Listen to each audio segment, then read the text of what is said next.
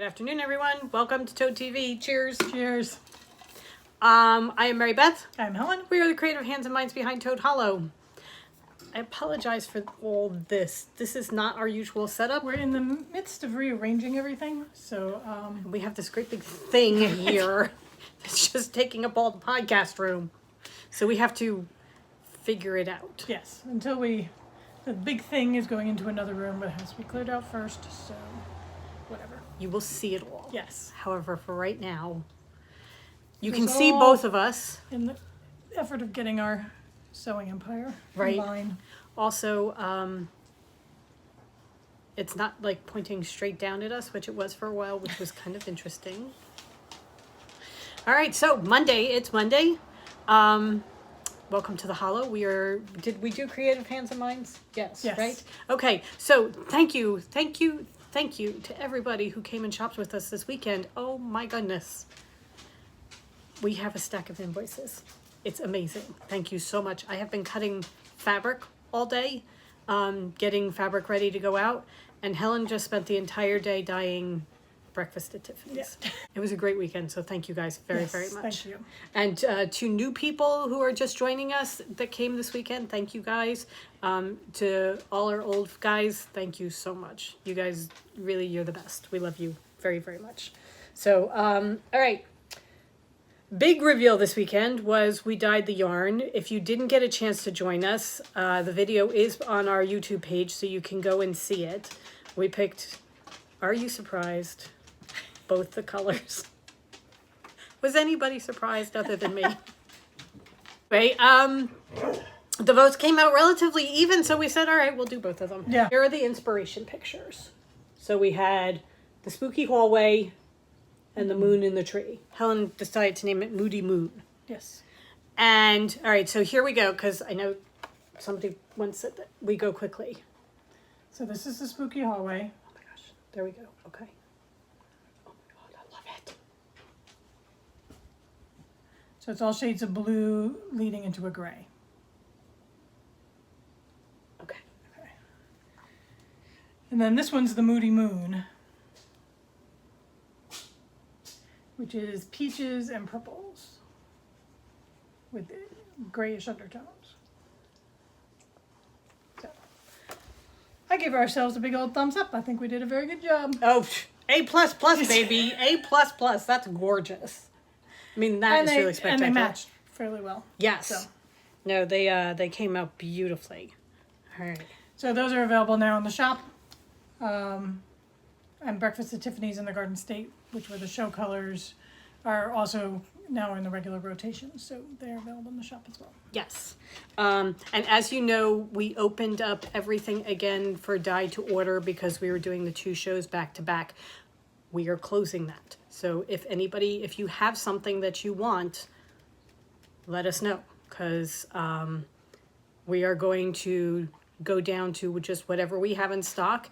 And then as we dye, we will dye an entire round of each color so that we're building up our stock of each color. But it means that some are going to be rotated out and some we're not going to get to right away. So if there's something that you're looking for right now, let us know.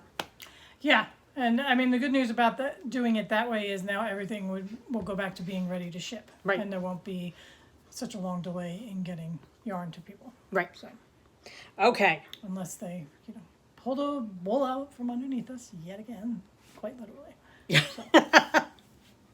Okay. All right. Shall we do questions and comments? Yolanda had a very funny story about her squirrels. You call him Lieutenant Dan, who is very tame, comes under my window in the morning and waits to be fed. He also sits on my front step and wants to come in. My sister opened the door to go out, and Lieutenant Dan came running up the sidewalk toward her full street. Oh my God. And her sister screamed, fell back, and slammed the door. She said the squirrel tried to kill her. Forrest is the larger squirrel who loves to run across the busy street. Every time I see him doing so, I yell, run, Forrest, run. That's fantastic. I love that. All her squirrels are named after Forrest Gump characters. Forrest Gump, that's fantastic. Okay, let's see. Okay. Oh, so Cindy Surratt has a question. The heat of the water, I know you need to set the dye, but wouldn't it create make the yarn felt, especially if it's 100% wool? Well, that's why when we were talking about it, we bring it just to barely a simmer. You never want to go to a full boil or even to the simmer. You get it just there and then take it down. Okay. Also, when you set the yarn in the bowl for the wash color, you took the water out of the wool to set in the tray, then you pour the water back over. Why do you remove the water to put it in the tray? I think you mean because I was like sluicing it out, sluicing the yarn. It's neater that way. Otherwise, if you're transferring from the bowl to the pan, you're transferring a tremendous amount of water onto the table and not into the pan. Right. So. Also, we need a certain amount of water in the pan to do it, and leaving part of it or most of it on the table, as the case may be, then you have to refill everything. And this way, we, through trial and error, have figured out that this is the best way for us to do it. And yeah. Okay, so Simply More Crafting says, love the inspiration photos and of course the end results. Can you tell us how this will knit up, the variegated? They're going to end up as variegated, and I am starting a new shawl. So I was looking for something that would work really well with a variegated, and I found a couple, but then this one just spoke to me.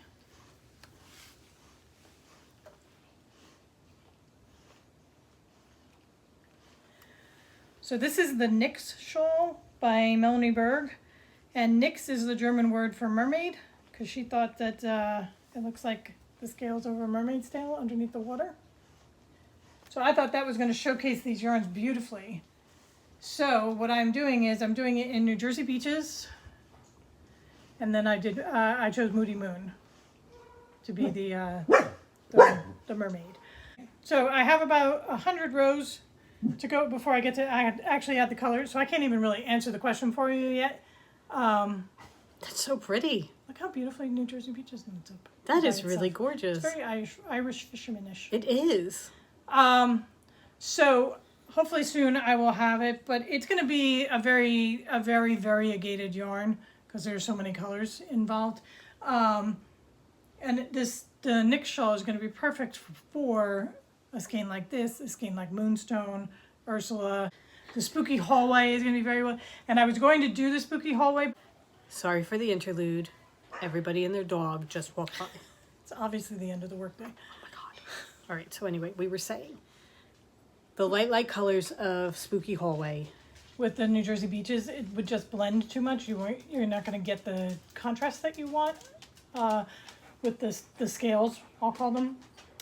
So I went with the Moody Moon, but we're going to come up with some tonals to go with the spooky hallway.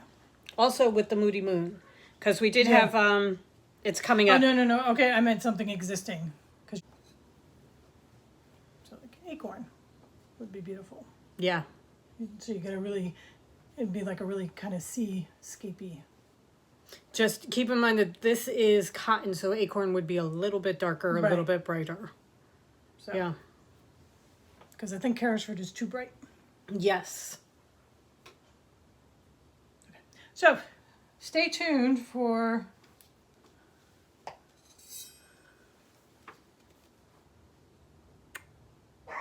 Yeah, I think Carrisford's a little too dark. Yeah. Okay. There you go. Hopefully soon I will have second color progress. Yeah. Well, the way you're coming along, I mean, you're moving quite well. So, and that's the Nix shawl, Nixe by Melanie Berg. Okay. Alexis O'Reilly says, I'm curious, do one of you usually take over the creative process for choosing colors, or do you find that it's very collaborative?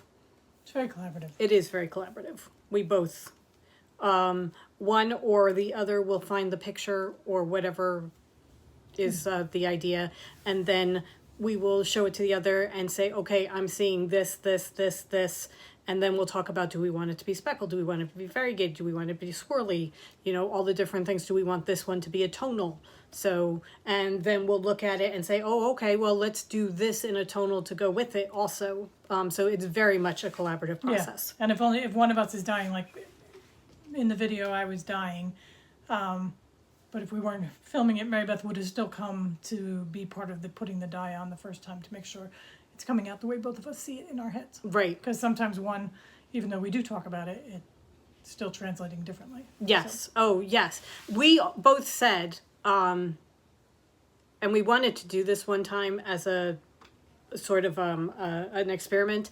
If you give 4 different dyers the same dye and the same yarn, even the 2 of us, if you give us the same colors, we will come out with 2 different yarns. Yeah. Because we have different ideas. So that sometimes my ideas are more in the forefront, sometimes Helen's ideas are more in the forefront. It depends on what the yarn is and how the other one sees it, because I may see something and say, I really think it should be this, and all of a sudden what she was thinking is transferred over. No, I agree with you. I like the way that sounds, type of thing. And sometimes I'll be like, oh no, forget what I was saying. I love the way you said it, you know, so it's together. All right.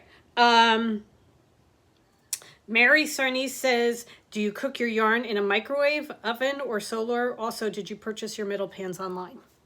Okay, so we purchased our metal pans online from Webstaurant store, and we do it on double burners. It's electric burners. Yep, we do it on electric burners. So we do not put it in anything. We put the tinfoil pan on top of it to condense the steam, but other than that.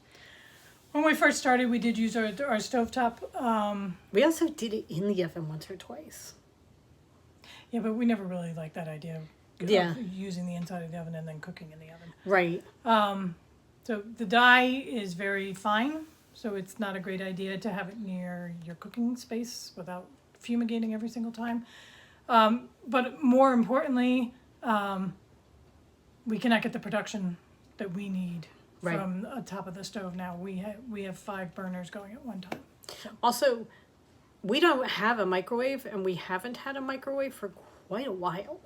So that we never did it inside the Yeah. microwave because we just don't use a microwave. So And again, just production wise, we need much more space. yeah, okay.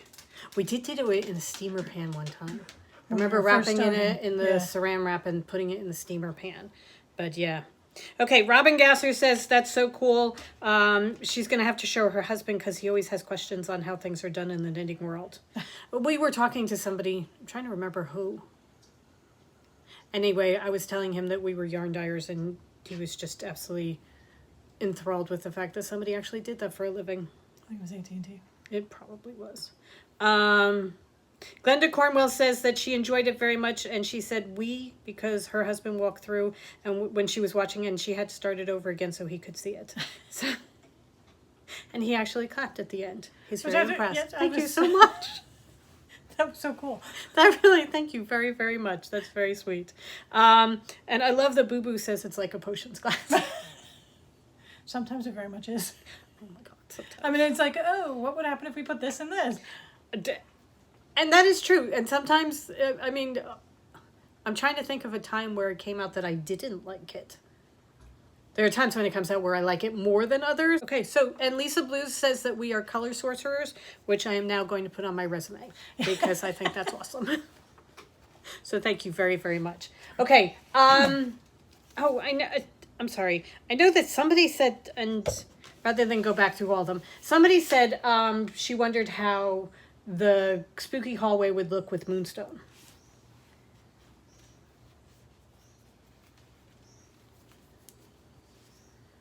And I'm going to say, Very nicely. nice, very nice.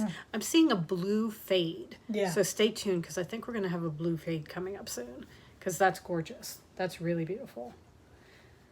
Again, keeping in mind that it's cotton, I know. you know, but Okay. all right. Let's stop showing the cotton and you can tell them why we're showing the cotton. Right. Okay, so while Helen was casting on the Nyx, guess what I finally did? I cast on the Sharon Show. So I have started. And this is how far I am. Not terribly far, but you can see what I've been doing. I am doing ours in our Cotton Eye Toad. So I started with Bluebell. And then the second color is Acorn.